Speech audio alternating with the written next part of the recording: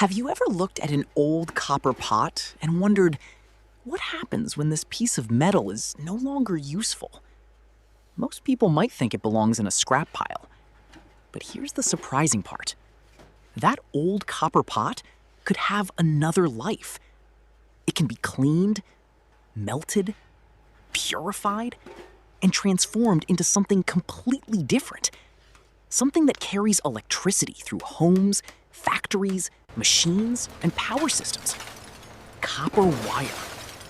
And the incredible part is that the copper itself doesn't disappear. It can be recovered and used again and again.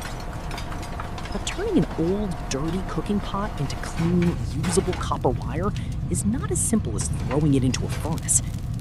The scrap must first be sorted. Unwanted materials must be removed. The copper has to be cleaned and tested. Then it is heated to extremely high temperatures until it becomes liquid metal.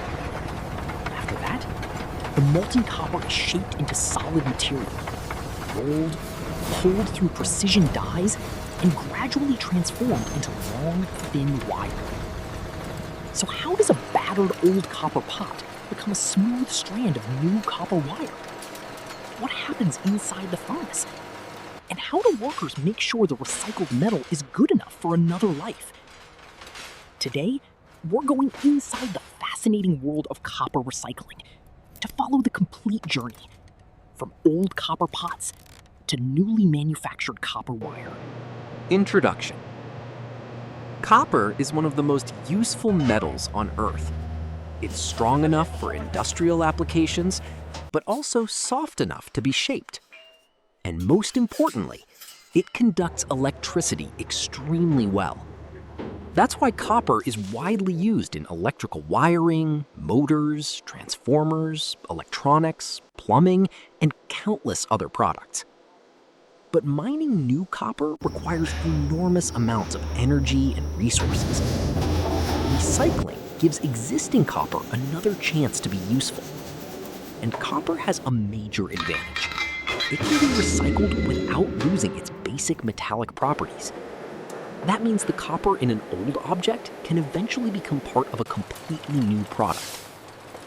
But before that can happen, the scrap must go through several carefully controlled stages. First, the old copper is collected and sorted. Then it is cleaned and prepared. Next, it is melted and refined. After that, the copper is cast into a usable form. Finally, it is rolled and drawn into wire. So let's follow that journey step by step. Step 1. Collecting and preparing the old copper. Everything starts with scrap. Old copper pots arrive at a recycling or metal processing facility. Some may be heavily scratched, others may be darkened by years of cooking. Some may have handles, coatings, soldered parts, or other materials attached. This is where sorting becomes extremely important. Workers first separate copper from other metals. Why? Because not every piece of scrap has the same composition. A copper pot might contain extremely valuable copper, but an attached handle could be made from steel, aluminum, brass, plastic, or another material. If unwanted metals enter the melting process, they can change the final composition. So workers inspect the scrap carefully. Some facilities use magnets to remove ferrous metals. Others use electronic sorting equipment, while experienced workers perform visual inspections. The copper pieces are then separated into appropriate batches. But the work doesn't stop there. Old copper can contain dirt, grease, oxidation, paint, or other surface contamination. Large pieces may be cut or broken down into smaller pieces. This makes them easier to handle and allows them to melt more efficiently. In some facilities, scrap is mechanically cleaned or processed to remove unwanted material. Now imagine the transformation. A pile of old pots that once sat in kitchens is gradually becoming a carefully controlled pile of copper scrap. And this is only the beginning. Step 2. Melting and purifying the copper. Now comes one of the most dramatic stages, the furnace. The prepared copper scrap is loaded into a high-temperature furnace. Inside, the temperature rises high enough to melt copper. The solid metal gradually begins to soften, then liquefy, until the furnace contains a pool of glowing molten copper. At this stage, the metal looks completely different. The old shapes are gone. There are no more pots, no handles, no recognizable objects. Everything has become liquid metal. But there's an important problem. The copper must meet the required quality for its next application. So operators monitor the melt carefully. Samples can be taken and analyzed to determine the composition. If unwanted elements are present, the material may require additional processing or adjustment. Slag and other impurities can also be removed from the surface of the molten metal. This stage is critical, because once the copper leaves the furnace, its quality will affect everything that comes afterward. Think about it like making soup. If you start with contaminated ingredients, you can't expect a perfect final meal. The same basic principle applies here. Clean input, controlled melting, careful quality control. Only then can the copper move to the next stage. Step 3. Turning molten copper into solid material. Now the molten copper is ready to become solid again. But instead of turning it back into a pot, the factory gives it a completely different shape. The molten copper is transferred into a controlled casting system. Depending on the production method, it can be cast into large bars, billets, slabs, or copper rod. For wire production, copper rod is especially important. As the glowing metal moves through the casting equipment, it begins to cool. The liquid copper gradually becomes solid. The transformation is fascinating. A material that only moments ago was flowing like liquid now emerges as a continuous solid form. But it is still far too thick to be used as electrical wire. It needs to be reduced dramatically. That's where rolling and drawing begin. Step 4. Rolling and drawing the copper. The copper now enters a series of machines designed to reduce its size. First comes rolling. Large rollers squeeze the hot copper into a more controlled shape. The metal passes through several stages and gradually becomes thinner. For wire production, copper rod can then be processed through wire drawing equipment. This is where things get really interesting. Imagine trying to pull a thick metal rod through a tiny hole. It sounds impossible, but that's essentially what a drawing die does. The copper is pulled through carefully shaped openings. Each opening is slightly smaller than the previous one. As the copper passes through, its diameter decreases and its length increases. Again and again and again. The process may use multiple drawing stages. Step 5. Quality control and final processing. Before the recycled copper wire can leave the facility, it has to be checked. Workers and automated systems inspect the wire for consistency. The diameter is measured. The surface is examined.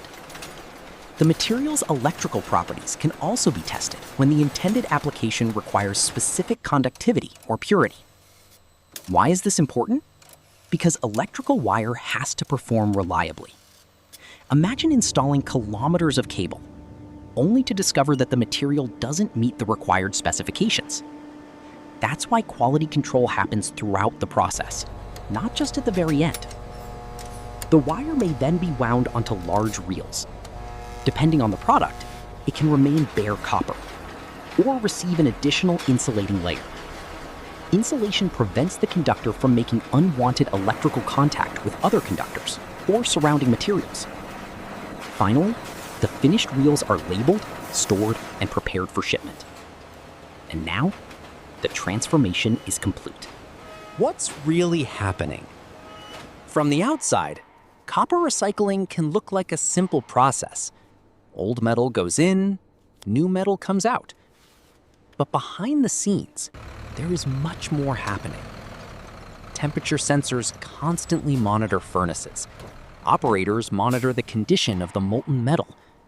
Laboratory equipment checks composition. Rolling machines control thickness.